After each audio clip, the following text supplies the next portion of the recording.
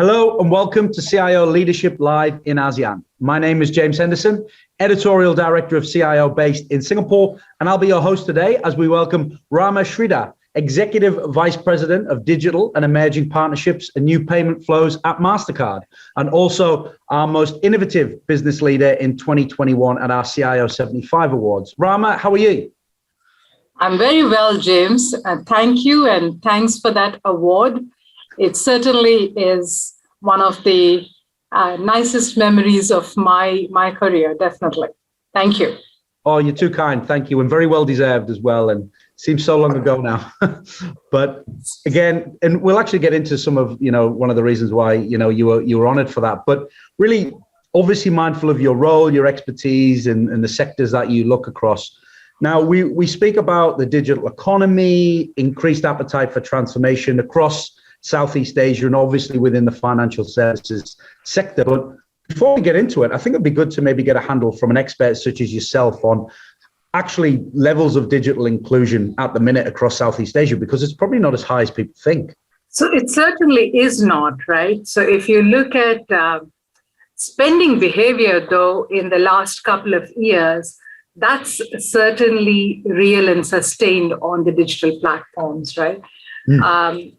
We certainly saw a huge growth in digital consumption in Southeast Asia pre and post-pandemic. Yeah. It was $100 billion odd in 2019, and we're looking at close to $175 billion in 2021, right? Now, of course, a lot of that in the pre-pandemic era was travel-orientated. Yeah. And that was almost 40% of that 100.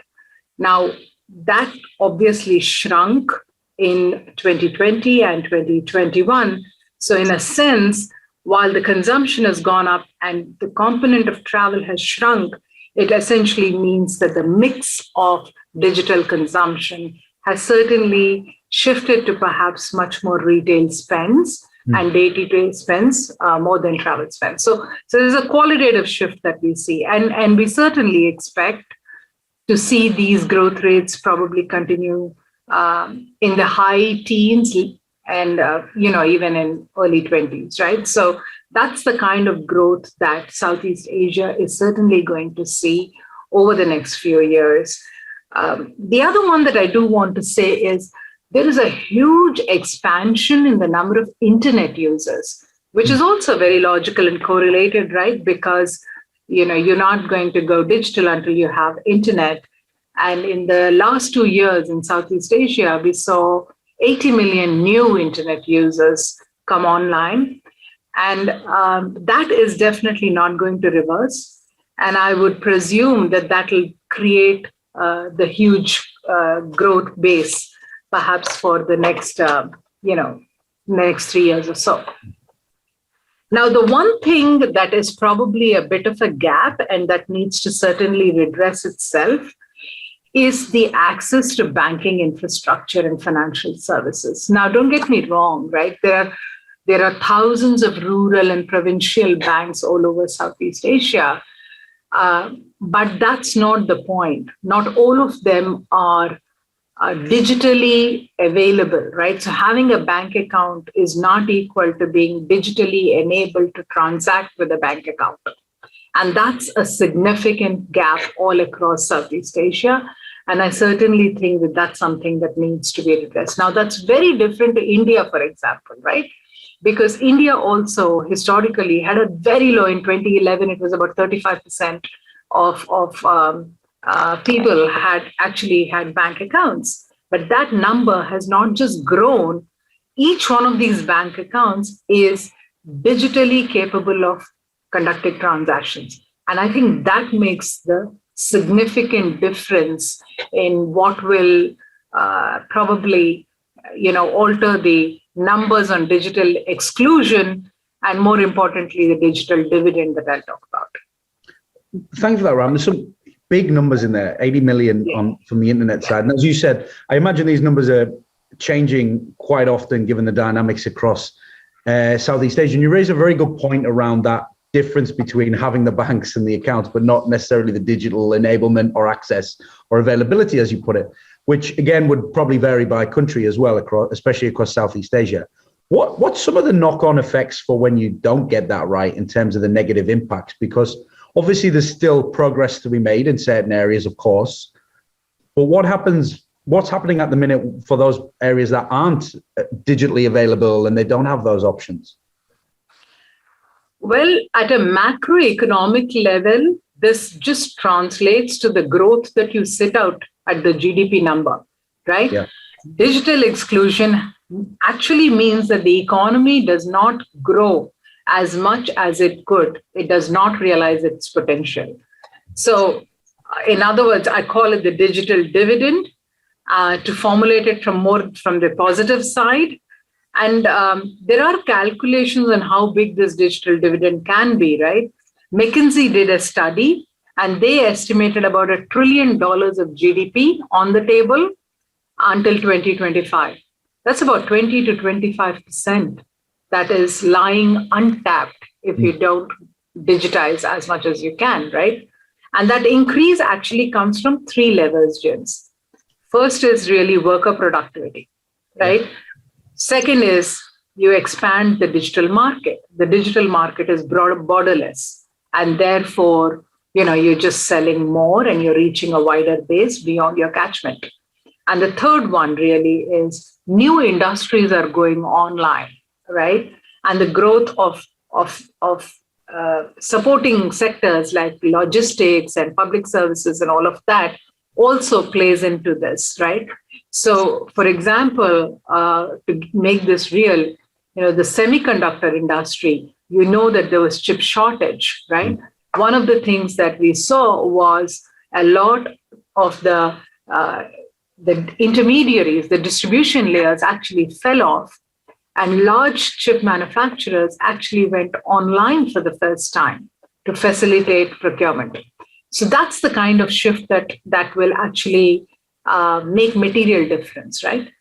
But on the other side, beyond the numbers, at a micro level, if you look at it, it actually means that people get the chance, everybody down the economic totem pole actually have an equal chance of conducting an electronic transaction in a fair and transparent manner, reaching their customer bases that they probably could not earlier.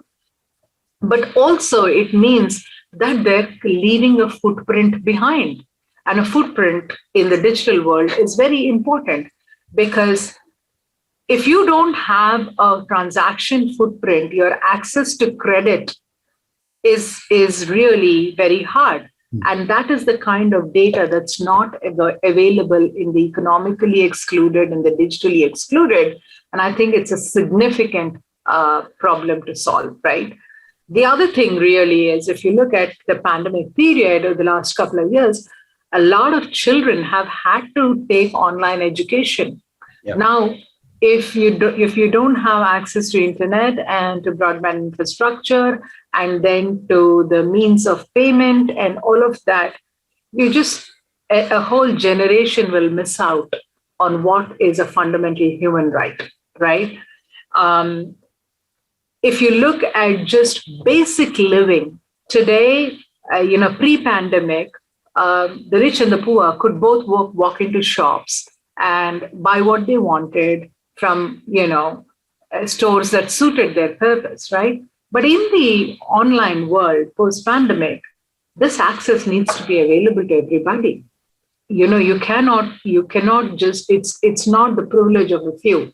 So I think being digitally excluded actually robs people of being able to live with a certain equality in societal living.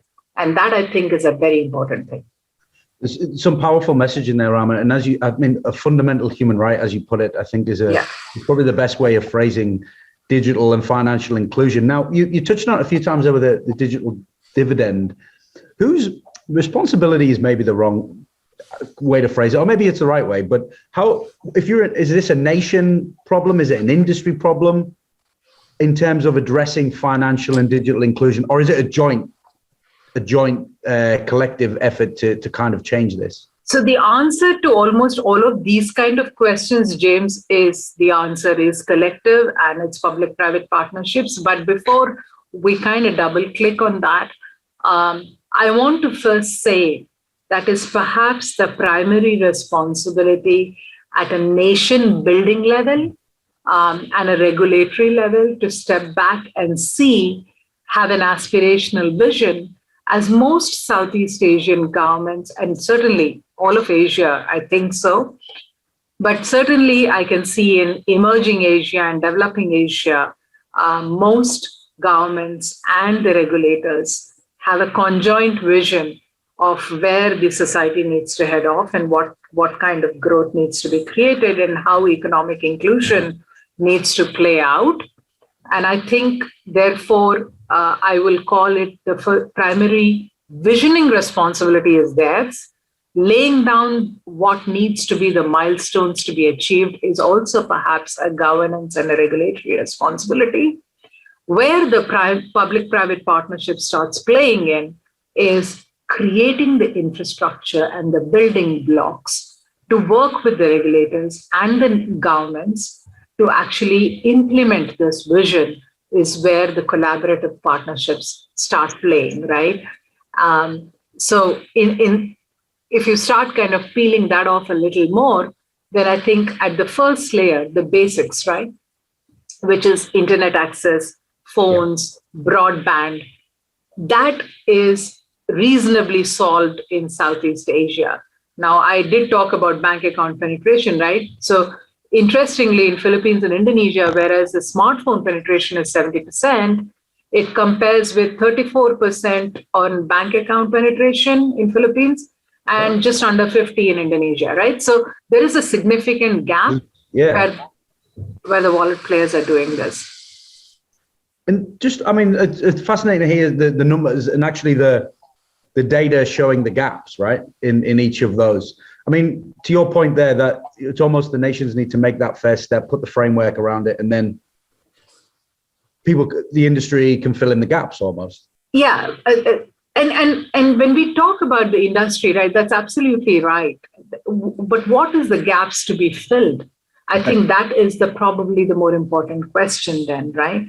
Because even if you enable telco or broadband access and there are bank accounts, you still need a few things. The first thing is you do need a national critical payment infrastructure stack, right? Which is what perhaps India has, what Singapore has, what Thailand is building, what Philippines is doing now. And that includes a real-time account payment system. It has a proxy layer. You can identify each other with their mobile phones and not remember their bank account numbers and so on and so forth.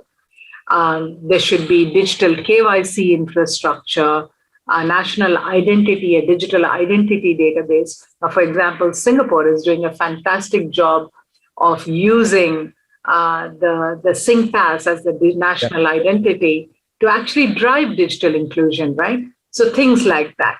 So I feel like that the infrastructure stack is core, and this is what I think the industry needs to lean into and work with the regulators and the government to facilitate. And then there is the whole fintech investments and all of that's happening, which is where the content and the service provider creation wave starts. Because once you have the infrastructure, everybody is solving for use cases that people can adopt. And that's how that whole tsunami of digital transactions starts to build up. And it's a good segue into, because, and again, those different dynamics across Southeast Asia and the role of public and private working together. How, from a MasterCard standpoint, how are you partnering? And I know you've got a lot of alliances across the region. Of course, you have locally, regionally, globally. How are you partnering to address some of these issues? And as you mentioned, fill in some of those gaps. There are a ton of partnerships that we have done, but not nearly enough, I think, James, because as we grow, as we diversify, and as we solve new problems, there will always be a need for new partnerships. Oh, yes, right. Right? Having said that, having said that, maybe I just bucket this into three categories, right? One is at an infrastructure level, at a technology stack level. Obviously, we are working with domestic schemes to enable them to adopt new technology, right? On the real-time payment side, on the card switching side, on payment gateways, all of that. So our work in Philippines is to enable BankNet, the local operator, to actually offer real-time payments, right? We're working with IPMX in Thailand to enable PromptPay, which is also the equivalent of PayNow in Singapore. We're working with BCS to enable PayNow in Singapore. So at an infrastructure level, that's what we're doing. We're working with Singapore government extensively to facilitate the digital identity adoption through the SingPass platform. So that's a huge piece of work. We're doing similar stuff in Australia as well. On top of that, if you look at it, beyond the technology itself, I think our products and services that we bring to the table, we are facilitating new players who are entering the financial ecosystem. So whether these are the wallet players, or these are digital banks, or these are a conglomerate of super apps, it does not matter, but essentially we're working with all of them. Examples would be a Grab, a Shopee, almost most of the wallets, True Money in Thailand, right? We're working with GCash in Philippines and PayMaya and all of these players, right? So, and that is how we extend the net to work with population that has perhaps historically not been reached through the banking sector. That's the second part of it. Now, there are also completely new players like Food Panda and TikTok and all of these players who are creating very interesting use cases, which is serving niche needs of the population. We work with them as well, right? So whether it is on the infra layer or the content layer or the value layer, I think we are pretty much applied. By the way, this digital identity thing that I mentioned, we're not just doing it in Singapore. We also signed an MOU with Thailand to link their digital identity to here to create a cross-border acceptance for digital identity as a means of transacting. So I think those would be some of the examples I want to leave behind. I see what you mean about partnerships and how many you have on the go. and plugging all of these gaps. It's great to see. Now, I want to, we mentioned obviously at the start, you recognize as one of the most innovative business leaders across ASEAN, you in the work of your team, of course, at MasterCard. Be great to double click on a little bit of that and a core aspect, which was the FinTech Express program that you kind of pioneered in your team. It'd be great to get a little bit of a kind of insight into the process and what a little bit more around what that is. When we started this business, James, I'm just going to a bit of backstory on. I know, I can see you're smiling. Are you looking back on the process? Yeah. The backstory on this really is that we are a very large organization who was used to working with very large organizations, right? And then we come across this breed that's called FinTech, who are by design and definition technologically nimble, young talent, do not quite understand how large organizations work, and are in what might be even called frenetic and indecent hurry, And suddenly they are the opportunity. So how do you even engage with them? FinTech Express to me was our attempt at understanding the nuances of this new client vector that we wanted to engage with and almost make it easy for them to work with us and make it easy on ourselves too, quite frankly, to work with them. So we worked on how to simplify franchise engagement, how to simplify onboarding, give them a time bound, 30 days to being a full-fledged customer. We've never done things like that before. So I think creating this whole digital first experience, which is really what they are essentially looking for. So this is really what is the essence of FinTech Express. And I'm very glad to say we onboarded about 60 plus fintechs in the region. And we work with almost half the digital banks who've been licensed to be in business, and with most of them almost exclusively.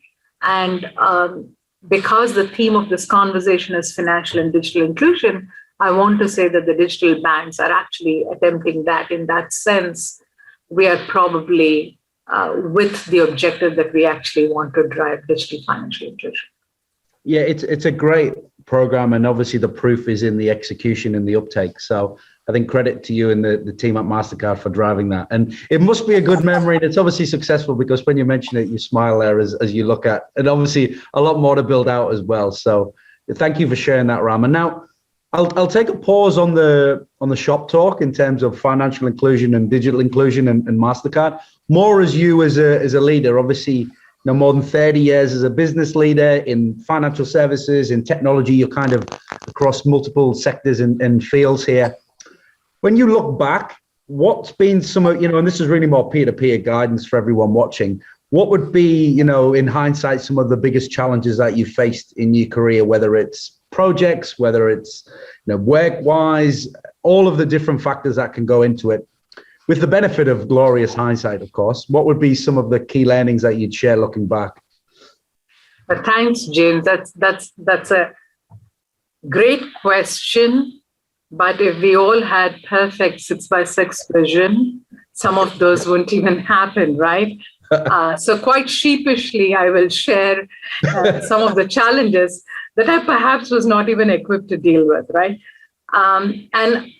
What I notice is I don't believe there is a uniform set of challenges in life.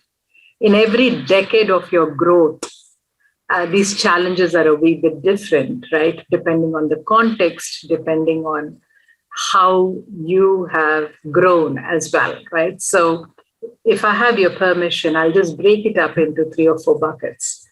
I think first 20 odd years, or maybe even 25, what I was probably challenged by is patriarchal notions of how you needed to show up as a girl, as a young woman, what you needed to be doing or emphasizing. And it comes from the context of the society that I grew up in, right? So I was probably battling all of that. After that, for perhaps the next 10 odd years, as my climb in the corporate sector played out, and I went from technology to financial services and then did reasonably well there. The challenge was really age and youth, really, right? And gender too, because a young woman sitting in the midst of, shall I say, vintage experience can be a bit of a challenge, right? So I definitely did not have coaching, and I did not know how to kind of make myself heard and respected. Figured it out, but that process was a wee bit hard. Then you come into a stage where you're saying, okay, now you're amping up. And when you're amping up, you're leaning in to become a leader. That quest for the ideal model of leadership can be a challenge, because this is when the gender plays in as well. This is when courage, it is a body of work. All of that becomes important, right? How do you be a voice that is quiet but impactful is probably the biggest challenge that I faced. And because it's a challenge not peculiar to me, it's a challenge that a lot of introverted leaders like me face, right? So I think the challenges were very different.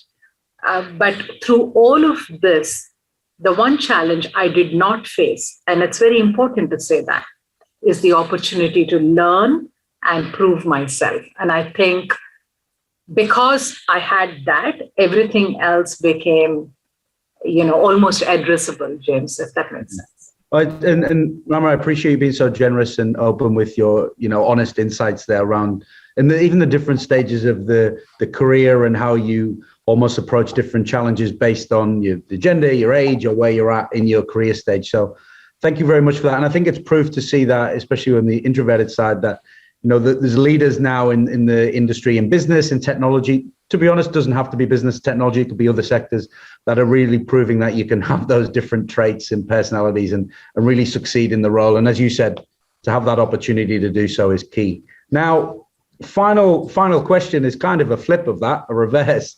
So you've obviously looking back on those career, challenges, but what would be your advice to aspiring leaders in business that are watching this, maybe looking to emulate or looking for a corporate role like that? Is there anything, and I know it's hard because everyone's in different stages and everyone approaches things differently, but is there any words of wisdom you can leave us with? The first thing that I say now is there are no business leaders and leaders of technology. It's not two different things. Yeah. It's one thing. In order to be a business leader, you have to be a technology leader. In order to be a technology leader, you need to understand business, right? So I think that is the fungibility of being able to operate in both domains is something that I would strongly advise people to work towards, right? The second thing is having a clear understanding of what your enterprise solution can really do and what its value is. What's your right to play in the context of market needs? And the reason I say this is in the world of product-led organizations, it's almost becomes a challenge when products are created, but it doesn't quite apply itself to local market needs. And post-pandemic in particular, we have seen in the last 2 years, countries are going inwards and trying to solution to their small micro vectors of issues. For that, you need solutioning expertise, and that solutioning is essentially in context of the local market, and that nimbleness of being able to convert the product stack into a solution stack is a very critical one. From a operating attribute perspective, to me, having the right mix of humbleness, but also the confidence to continuously learn, reinvent, recalibrate, rebuild, adjust to the market, all of those are just so important. It's not important what you have done 25 years back is less relevant than what you are capable of doing now and in the next few years. So constantly being forward compatible is probably very, very critical. And the last one, of course, is because the problems are becoming more complex, the context is becoming more local. I think just being able to work in a large organization with the ability to influence executive action is also perhaps a very critical to do. And solving world peace and hunger sounds right, but is not achievable. So focusing on the must-win battles for each one of us becomes very critical too. I'll pause there. Excellent advice, Rama. And really, that right to play is a very good way of putting it within the context of market needs. I think the way you've shaped that and actually approach it is especially pertinent now, as you mentioned, in that product era, and a lot of business and tech execs, to your point, melding those roles and combining those capabilities, having that awareness as well. So Rama, thank you very much. Really appreciate it. It's great to see you, and thank you for sharing your journey. Congratulations again on the award, and great kudos to you and the team at MasterCard. And thank you for being here. Thank you so much, James, and for the award and for this conversation. Truly enjoyed it. Thank you. Thank you. And thank you all for watching. This was CIO Leadership Live in ASEAN. Thank you.